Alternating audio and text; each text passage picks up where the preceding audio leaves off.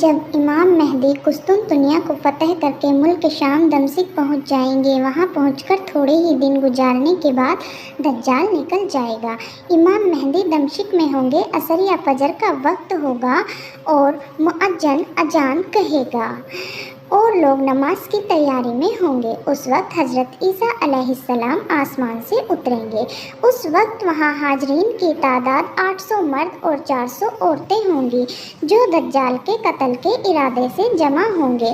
اس وقت نماز کے لیے صفیں درست کرتے ہوں گے۔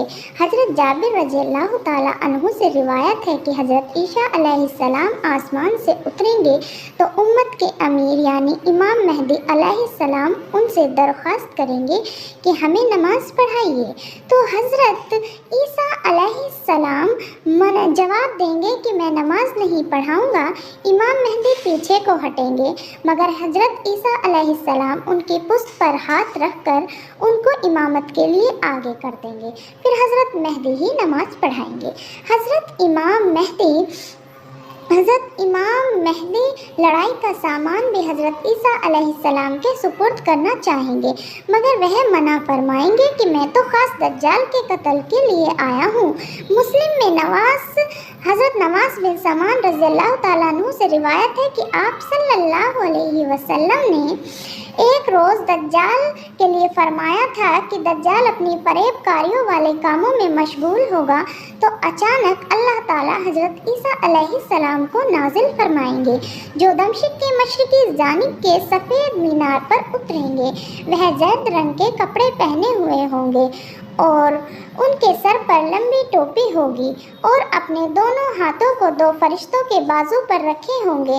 ان کے ہاتھ میں ایک نیزہ ہوگا جس سے دجال کو قتل کریں گے۔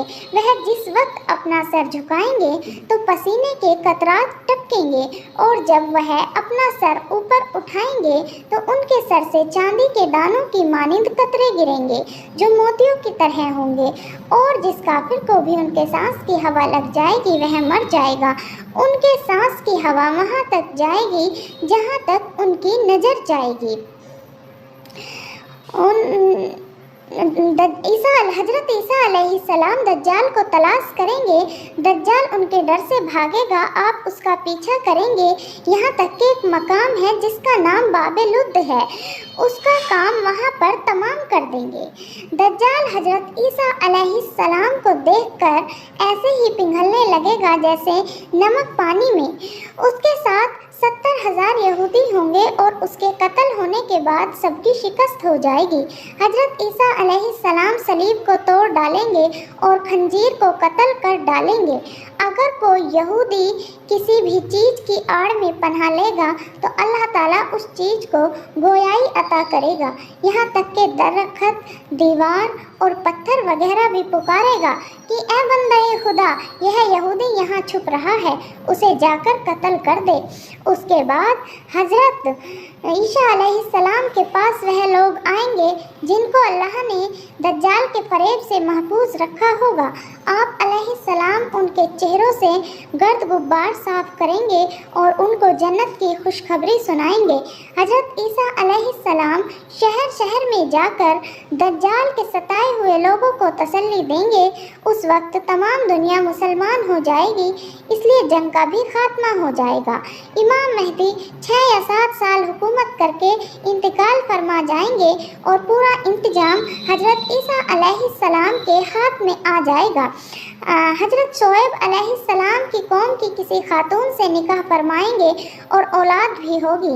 حضرت عیسیٰ علیہ السلام اس دنیا میں اپنی عمر کے آخری حصے میں آئیں گے تو حج بیت اللہ کر کے واپس آ رہے ہوں گے کہ مکہ اور مدینہ کے درمیان انتقال فرما جائیں گے، پھر ان کو مدینہ روضہ اقدس نبی صلی اللہ علیہ وسلم میں حضرت عمر رضی اللہ تعالیٰ عنہ کے برابر میں دفن کر دیا جائے گا۔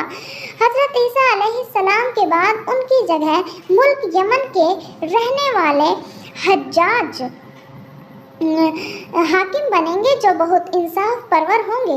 उनके बाद कई बादशाह होंगे। एक हाकिम मुक़अद की वफ़ात के 30 साल बाद लोगों के सीनों से कुरान पाक उठा लिया जाएगा।